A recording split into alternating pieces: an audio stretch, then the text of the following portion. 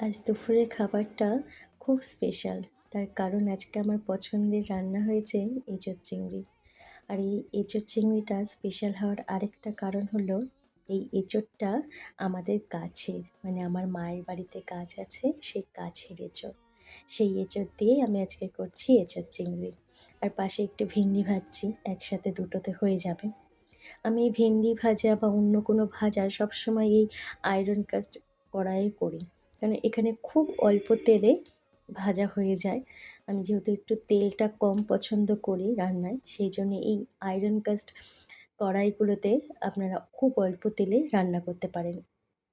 যারা ট্রাই করেন তারা তো অবশ্যই জানেন, আর যারা করেন না তারা প্লিজ ট্রাই করে দেখতে পারেন, যে খুব অল্প তেলে রান্না হয়ে যায়।